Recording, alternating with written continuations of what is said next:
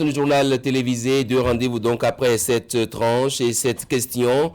Où sont-elles passées les associations de consommateurs? La vie coûte de plus en plus cher avec des denrées de première nécessité difficiles d'accès aux citoyens lambda. Les prix grimpent pour des raisons jusqu'ici inconnues. Et c'est l'omerta aussi chez ceux qui ont juré défendre le consommateur béninois. Et dans la panoplie d'associations, il y en a une pour donner les justifs de cette cherté relative. Ernest Baguidi est l'invité du Grand Oral que voici.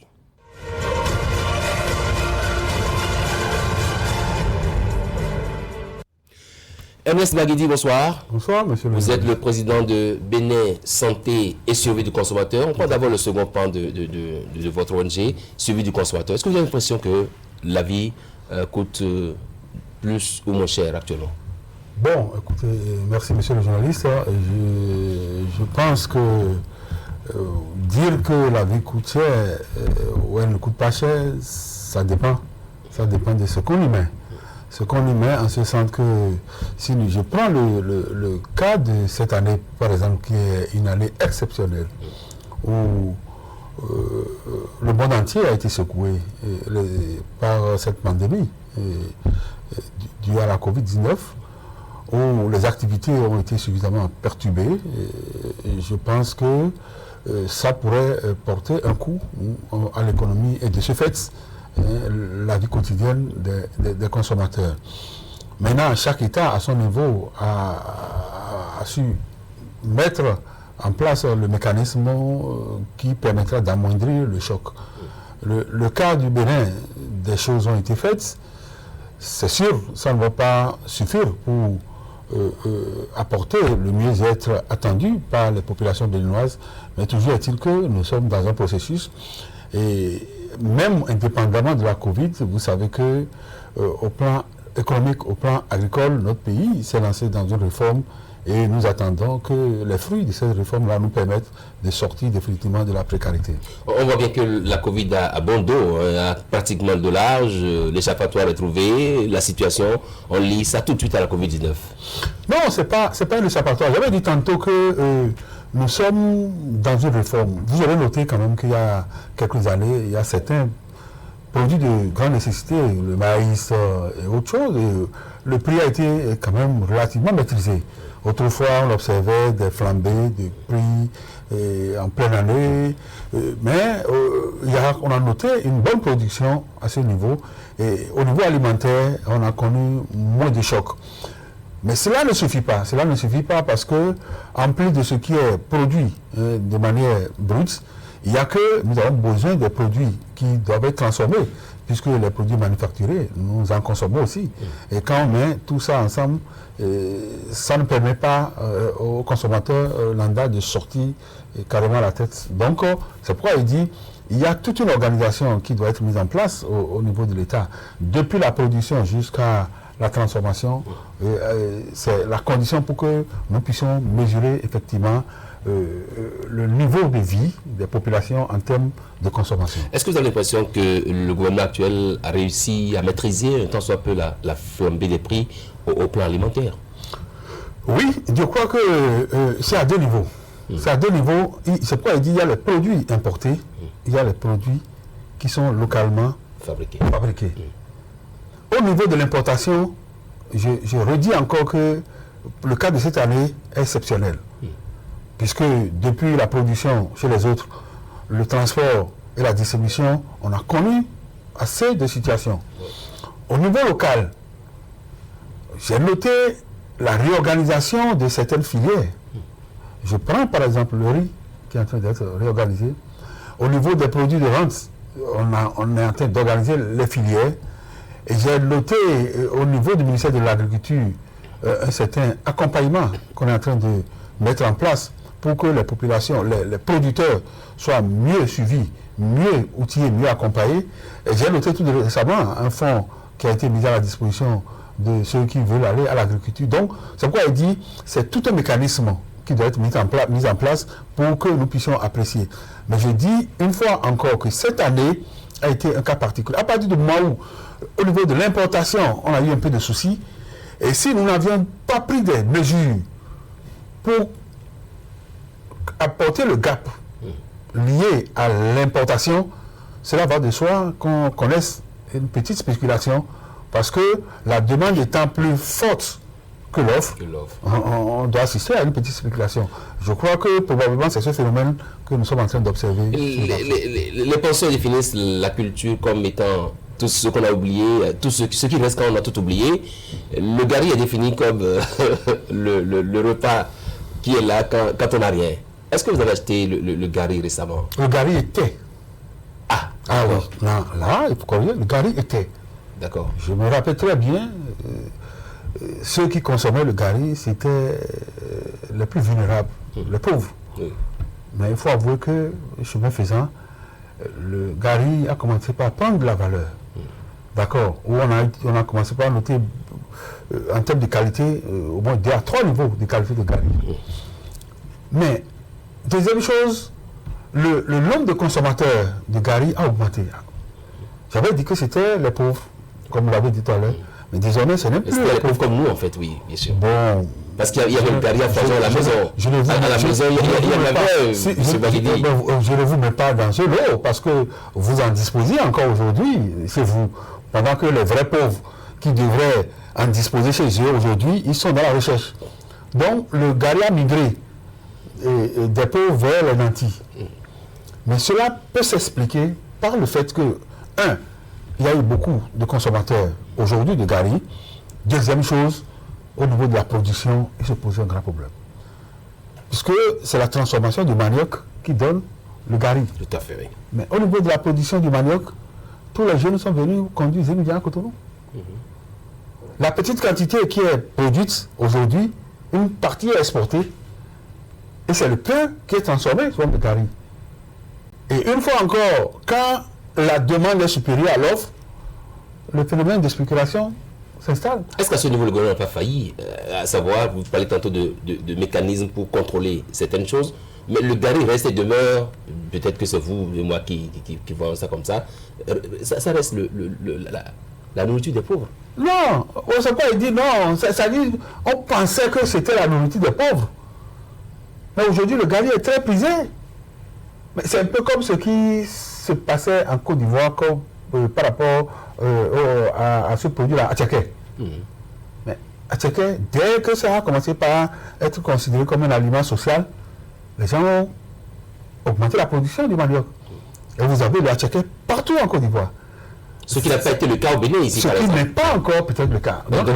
Est-ce qu'on peut donc conclure qu'à ce niveau, il y a un échec peut-être de la politique agricole? On a connu plusieurs fois, on a connu une filière manioc, je crois 1 ou 2 milliards. Au temps de la Révolution ici, on a des milliards. Allez, mais ça a donné quoi? C'est ça, donc il y a eu effectivement des essais de relance du secteur, mais qui n'ont pas marché. Mais j'ai cru entendre, et je n'ai pas les documents sur moi, qu'aujourd'hui, le manioc serait considéré comme une filière qui serait suivie. Si nous faisons ça, il n'y a pas que le gari seul. Vous savez, à partir du manioc, on peut avoir beaucoup d'autres choses. Hein, même les biscuits, un certain nombre de produits qu'on peut transformer, qu'on peut produire à base du manioc. Le pain, par exemple, au lieu d'utiliser la farine de blé qui nous coûte cher, une partie de la farine de manioc peut être utilisée dans la fabrication du pain. Donc ça veut dire que quand on va transformer cette filière, la production du manioc en une filière, il y aura des acteurs qui seront dans la grande production et d'autres seront dans la transformation. Là, le gari serait accessible à beaucoup de gens. Mais tel que ça se passe aujourd'hui, c'est quelques individus qui sont dans la production, je crois que... Mais il faut avouer aussi que c'est une question de saison. Il y a des périodes où le manioc, quand il vient à maturité et on transforme, on produit, le gari baisse de prix. Mais je crois que nous tendons vers la période où le peu de manioc que les gens ont dans leur champ est en train de finir, et c'est ce qui pourrait peut-être expliquer le fait que le prix soit effectivement élevé ces derniers temps. Est-ce que le gouvernement vous associe souvent à ces mécanismes de contrôle des prix ou à ces mécanismes de production agricole? Je prends le cas par exemple de la tomate qui nous arrive à un moment donné de l'année à foison, mais qui après disparaît. Qu'est-ce qui se passe généralement? Et quel pas vous prenez à ces gens d'activité ou à ces genres de situations? Non, vous savez, nous, on n'est pas au niveau stratégique. Malheureusement, les gens ont souvent pensé que les réseaux consommateurs sont là seulement pour crier, dénoncer. Non. nous Il vous arrive de vous taire, ils arrivent de d'avoir la bouche pleine, c'est ça? Non, par rapport à quoi? Au contraire, la bouche sèche, oui. Parce que on est dépassé par certains phénomènes. Nous ne pouvons pas être un pays comme le Bénin, qui a des fleuves, qui a des lacs, et on peut faire des retenues d'eau, et nous aurons une saison où il y aura beaucoup de tomates, et une période où il n'y en aura pas du tout. Et si on ne transforme pas la filière tomate, la tomate aussi en une filière, il risque de se poser un problème aussi. Si nous voulons rentrer dans la transformation, la tomate, vous allez constater que quand elle sort, elle fait 1-2 mois, et puis c'est fini. Mais quelle est cette usine-là qui va tourner pendant 2 mois et s'arrêter pendant 10 ans, pendant 10 mois? Ça posera un problème. Donc, on doit réorganiser la filière et rentrer dans la production de contre-saison de cette tomate-là pour qu'elle puisse couvrir ne serait-ce que 7-8 mois dans l'année. Là, l'industriel pourra rentabiliser son activité. C'est aussi ça. Donc, chaque niveau de production, chaque produit doit être considéré comme filière et l'État saura quel appui, puisque c'est aussi ça. Si l'État n'accompagne pas, le coût de production à terme risque d'être très élevé et les produits ne seront pas compétitifs sur le marché. Il y a aussi ce phénomène-là qu'il faut observer. Comment pouvez-vous comprendre que le riz, par exemple, qui est produit au Bénin, n'arrive pas à sortir la tête? Je vous fais la question. Devant le riz, je vous fais la question. Pourquoi c'est le cas? Ah oui, simplement parce que la production locale n'est pas accompagnée. Les quelques producteurs, ils sont à la production presque artisanale. D'accord? Le coût de production est élevé parce que la main-d'œuvre est très élevée. Et au finish, quand ils doivent fixer le prix de leur riz, ça doit être plus cher que ce qui est importé. Mais il y a toujours qu'on dénonce votre silence par rapport à ces situations.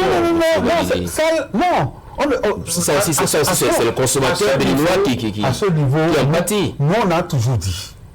La meilleure manière pour nous de consommer sain, de consommer sécurisé, c'est consommer le produit local. Ça, c'est une sensibilisation. Mais quelle action menez-vous sur le terrain concrètement pour obliger pas le gouvernement à accompagner ses producteurs? Est-ce que nous obliger également les consommateurs à aller vers ces produits pour de prendre des paniers de week-end ou aller rencontrer les personnalités dans les grandes surfaces. Dans les grandes surfaces. Non, mais est-ce que nous avons besoin on a besoin de... Non, je dis même économiquement parlant. Il a été démontré que pour avoir une économie stable, il faut avoir un PIB vraiment stable qui monte. Et pour avoir un très bon PIB, il faut vraiment développer la production, la transformation, la consommation locale. C'est basique. Donc si l'État rêve d'avoir une économie stable, il revient simplement de booster la production, la transformation, la consommation locale. Donc on n'a même pas besoin de sensibiliser. Maintenant les consommateurs, on a mis dans leur tête pendant longtemps que le produit qui vient de l'extérieur est le meilleur. Peut-être parce qu'au niveau de l'emballage, ça paraît beau. Là, nous pouvons jouer ce rôle-là. Oui. Pour dire aux consommateurs qu'en réalité, c'est de l'illusion. Oui. Puisque le produit qui a été transformé, transporté, dédouané, et qui fait la concurrence à ce produit local, il faut s'interroger. Du riz qui a fait 1, 2, 3 ans avant qu'on amène ici, qu'on nous vend à ce prix, ça pose problème. Donc, nous pouvons jouer ce rôle-là. Mais avant de le dire, il faut quand même proposer une alternative aux consommateurs. S'il n'y a pas le produit... Pour le moment, vous laissez d'abord les consommateurs à l'électricité. Non, nous faisons les deux. Parce que le riz qui a déjà fait 3 ans qu'on importe au Bénin, qui est consommé, c'est de votre ressort également. Non, vous avez l'attention de dire attention, ce riz-là est impropre à la consommation. Non, c'est pas d'office que ce riz-là est impropre à la consommation. Mais le meilleur riz, c'est le riz de saison, qui est frais. D'accord. Mais il se fait que ce riz-là coûte cher sur le marché. Et qui va faire en sorte que ce riz-là baisse du prix?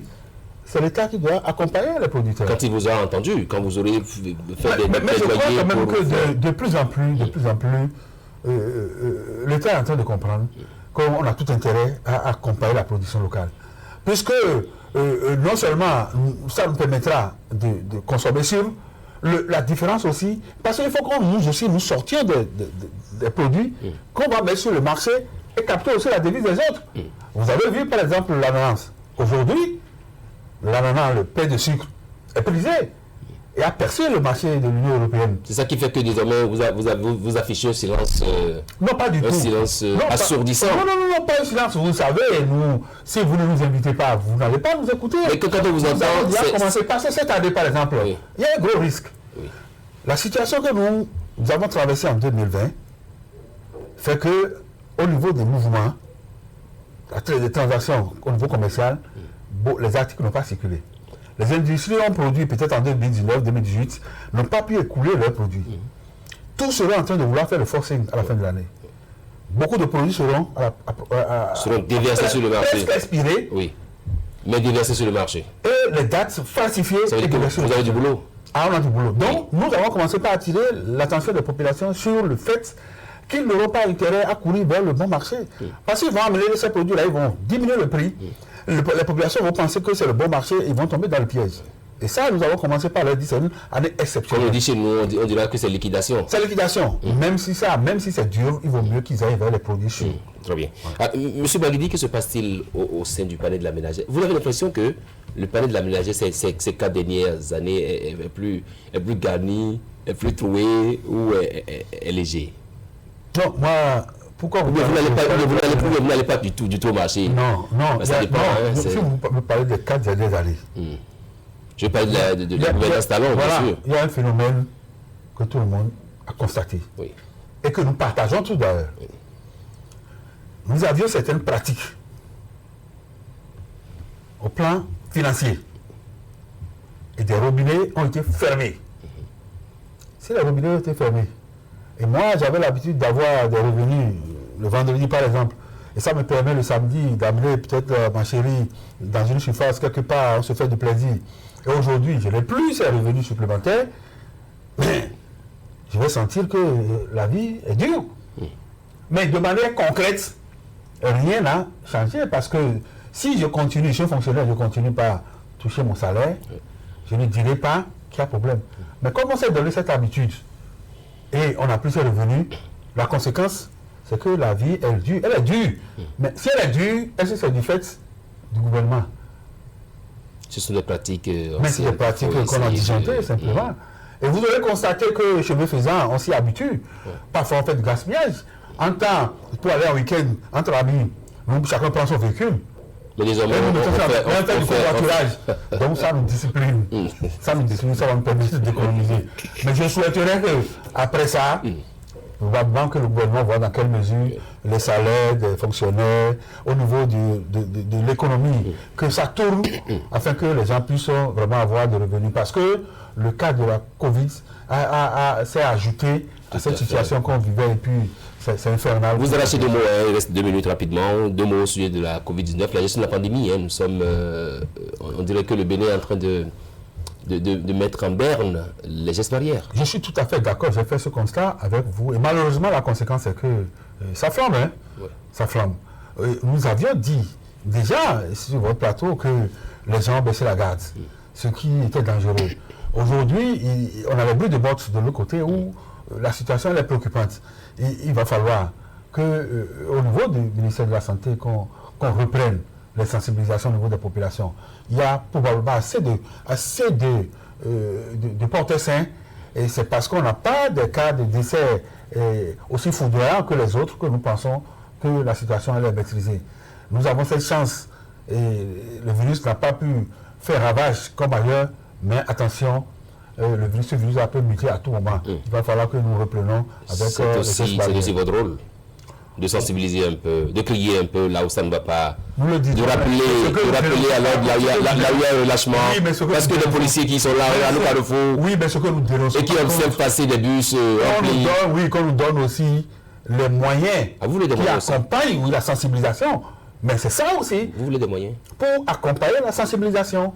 On ne dit pas de nous donner de l'argent, non. Mais qu'on vienne nous payer des heures d'antenne ici, qu'on continue la sensibilisation, c'est une manière de nous appuyer. Donc c'est de cela qu'il s'agit.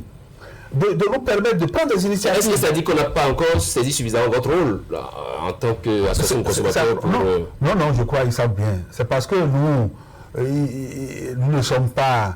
vous n'êtes pas assez agressif. Oui, et puis, vous savez, c'est silence. Vous savez ce que vous voulez dire, on va vous donner de l'argent. Donc, c'est un peu comme si nous sommes des philanthropes. Donc nous là, on en fait un vœu de pauvreté.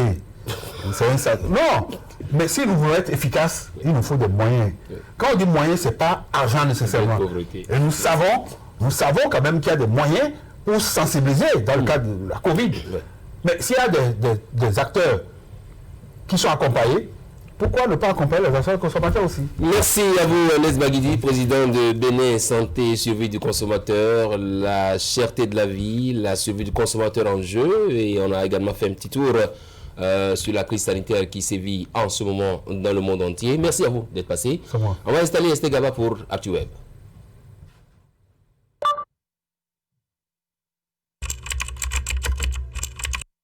Votre chaîne Canal 3 Bénin à portée de main.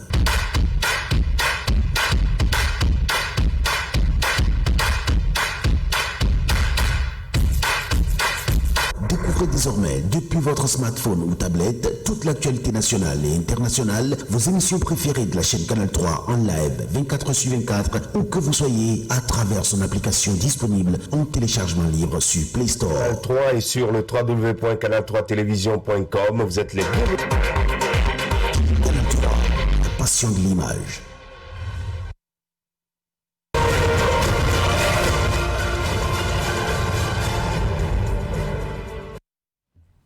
Elle est déjà avec moi, Esther Gaba. Bonsoir Esther. Bonsoir. Votre week-end ça a été? Très bien. Très bien, on commence par le premier sujet. C'est lequel déjà? Le premier sujet, c'est à l'international. Tout à fait. C'est le site Bénin Web qui a fait la publication sur sa page Facebook. Emmanuel Macron, le président français, qui refuse de féliciter Alpha Condé, le président de la Guinée, nouvellement élu pour un 3e mandat. Voilà. Donc, dans une interview accordée à Jeune Afrique, Emmanuel Macron juge la situation en Guinée de grave après la réélection d'Alpha Condé. C'est pour ça que je ne lui ai pas encore adressé de lettre de félicitations, a déclaré le président français. Si les présidents français sont réputés pour leur connivence diabolique avec les dictateurs africains qui aident à rester au pouvoir, Emmanuel Macron semble pour le moment se démarquer de cette politique perfide France-Afrique. Dans un entretien publié vendredi par l'hebdomadaire Jeune Afrique, le président de la République française est revenu sur les relations qu'entretient l'ex-française. Un peu plus tard, vers la fin de l'article, il est revenu sur les relations qu'entretiennent l'ex-envahisseur et les pays africains, en évoquant l'actualité du 3e mandat en cours sur le continent noir, particulièrement en Guinée. Très bien. Oui. Les internautes ont réagi. Conakry, ici là, pour Macron, là où il y a eu 40 morts, la situation est plus grave là-bas. Mais par contre, la situation est bonne en Côte d'Ivoire où il y a eu 80 morts. C'est Erdogan qui avait raison. Macron doit se soigner. Abdou a commenté également cette actualité. Ça ne m'étonne pas, dit-il, parce que la France a été chassée de la Guinée, donc il reste toujours chien et chat. Je pense que si la Guinée en a besoin, parce que leur slogan est ceci: nous ne sommes pas une sous-préfecture de la France. Un dernier commentaire de Alfred Kossi, Chaudaton, alors qu'il l'a fait pour Ado, c'est-à-dire le président français a félicité Alassane Dramane Ouattara, le plus francophile des chefs d'État africains. Cela est une position incohérente. Oui. Le dernier commentaire, on va peut-être lire, c'est celui de Corinne, oui. Ne vous lamentez pas, depuis la nuit des temps pour la France, la démocratie en Afrique est à géométrie variable en fonction de ses intérêts. Et avec ça, Macron se plaint que les Africains détestent son pays. Bon, là, ce n'est pas tous les Africains qui... Je pense que c'est la problématique du 3e mandat qui pose problème là. Qui pose problème. Tout à fait. Tout Deuxième fait. sujet, En Guinée. oui, toujours en Guinée, ou bien on passe à un autre sujet? Oui, un autre Le sujet numéro 2, c'est le président de la CAF, Ahmad Ahmad, qui a été suspendu pour 5 ans. Ça veut dire que sa carrière est en jeu là. Oui, tout à fait. Le président de la Fédération internationale de football, Association FIFA, a suspendu pour 5 ans le président de la Commission africaine de football, CAF, Ahmad, pour détournement de fonds. La commission d'éthique de la FIFA a suspendu pour 5 ans le président de la Confédération africaine de football, Ahmad, lui lui infligeant de surcroît 200 000 francs suisses d'amende. Wow. Ça fait 185 000 euros, notamment pour détournement de fonds. Très bien. Alors, âgé de 60 ans et candidat à un deuxième mandat, le président de la CAF avait été placé en garde à vue à Paris en 2019, toujours pour des soupçons de corruption. Très bien. La réaction des internautes. Tout à fait. Quel commentaire? Mende Hwenou Tchanou, c'est très bien, on aime tellement le détournement en Afrique, pas en Afrique seulement. Nathalie Soubor, il s'est associé aux Français pour se faire de l'argent à la tête de l'organisation. Selon lui, c'est un vendu qu'on ouvre une enquête d'urgence sur l'obtention du droit de diffusion des matchs de la CAN passés par Canal+, et sur les accords signés avec le groupe français Total. Donc, autre commentaire? Très bon, les commentaires, les internautes sont bien informés tout à fait, du sujet. On vient maintenant au Bénin avec cette suspension du ministre Abimbola du Bloc républicain, suspendu des activités du parti. Oui, c'est l'actualité sur les réseaux sociaux depuis quelques jours. Vous avez commenté aussi? Non, je n'ai pas fait de commentaire. D'accord, allez-y. Le ministre Jean-Michel Abimbola suspendu du Bloc républicain.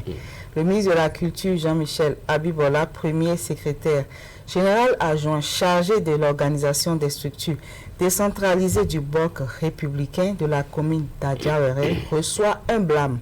Il s'agit d'une décision prise par le secrétaire général national Abdoulaye Biotchane. Par une décision signée du 6 novembre par Abdoulaye Biotchane, cette décision qui a fait également le tour des réseaux sociaux, on l'a tous lu. Jean-Michel Abimbola reçoit un blâme et est écarté de certaines activités du Bloc républicain. Selon l'article 1er de la dite décision que Bénin Web TV a pu consulter, Jean-Michel Abimbola est interdit de toute participation aux activités du parti BR, notamment aux réunions du bureau exécutif national et à celles du bureau politique. Très bien. La réaction des internautes ne s'est pas faite. Attendre. Illico presto. Je ne sais pas si c'est fait exprès, mais cette décision est nulle et non avenue selon lui. En effet, vous ne pouvez pas blâmer quelqu'un sans lui dire les motifs de la sanction. Surtout que la sanction a été notifiée par courrier. Un dernier c'est son point de vue. Oui, son point de vue. Oui. Il y a un autre commentaire de Jean-Maxis que je vais lire. Il y a de ces ministres dans le gouvernement qui ne sont pas convaincants sur le terrain, selon lui. Si Patrice Talon revenait en 2021, quels seraient les postes ministériels qui seraient touchés par le futur remaniement et qui seraient les futurs ministres? Si jamais M. Jean-Michel Abimbola, le natif du plateau, est visé par une sanction dans le BR, il faut s'attendre à aussi un impact sur son fauteuil ministériel. Très bien. Selon Jean-Marc. Vous avez un petit commentaire par rapport à ce sujet-là? Puisqu'on a déjà fait le choix du duel. Oui, allez-y, dites-nous rapidement votre mot. Bon, c'est la politique. Hein. On peut rien en dire. Je maîtrise pas. Merci Esther Yawa. Merci. C'était donc ActuWeb, fin de cette émission 90 minutes au Bénin du jour. Nous sommes lundi 23 novembre 2020. Si vous avez fait le savoir.